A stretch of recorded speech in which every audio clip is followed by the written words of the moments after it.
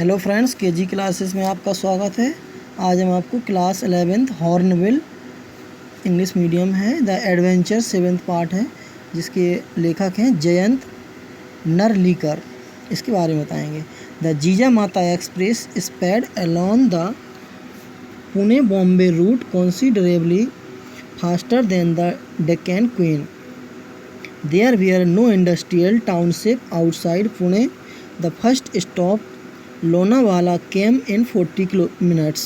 The Ghat section that followed was no different from what he knew. The train stopped at Karjat only briefly and went on at even greater speed. It roared through Kalyan. Meanwhile, the racing mind of Professor Gatonde had arrived at a plan of action in Bombay. Indeed, as a historian he left, he should have thought of it sooner. He would go to a big library and browse through history books. That was the surest way of finding out how the present state of affairs was reached. He also planned eventually to return to Pune and have a long talk with Rajendra Deshpande, who would surely help him understand what had happened. That is, assuming that in this world there existed someone called Rajendra Deshpande. The train stopped beyond the long tunnel. It was a small station called Sarhad. An Anglo-Indian in uniform went through the train checking permits. Bird meaning है Bombay means now known as Mumbai, वर्तमान Mumbai. Considerably means to a great event, विशेष रूप से. Historian means a person who has the knowledge of history, इतिहासकार. Eventually means finally, अंततः. Existed means presented, विद्यमान. Tunnel means underground वे, सुरंग. Permits means passes, अनुमति पत्र. जीजा माता एक्सप्रेस पुणे बॉम्बे मार्ग पर दक्कन क्वीन की अपेक्षाकृत अधिक तीव्र गति से चल रही थी.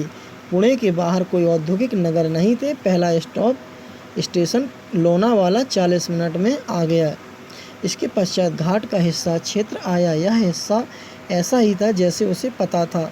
गाड़ी थोड़ी देर कार जात में रुकी तथा फिर इससे भी अधिक गति से चलती रही. यह कल्याण से दहाड़ती हुई निकल गई.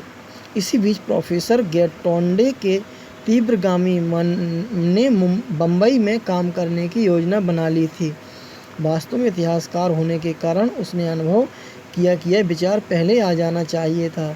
वह एक बड़े पुस्तकालय जाएगा तथा इतिहास की किताबों को उलट पुलट कर देखेगा, यह जानने का कि वर्तमान की स्थिति कैसे आई. यही नायाब तरीका था.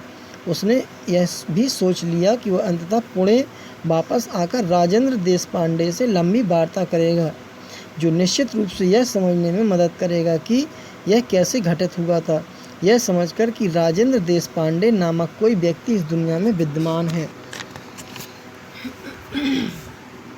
ट्रेन लंबी सुरंग के पार रुक गई. यह सरहद नाम का एक छोटा सा स्टेशन था. यह आंग्ल भारतीय वर्दी पहने हुए ट्रेन में अनुमति पत्रों की जांच करता हुआ घूम गया. This was where the British Raj begins. You are going for the first time, I presume Khan sahib asked. Yes, the reply was factually correct. Gangadhar Pant had not been to this Bombay before. He ventured a question, and Khan Sahib, how will you go to Peshawar?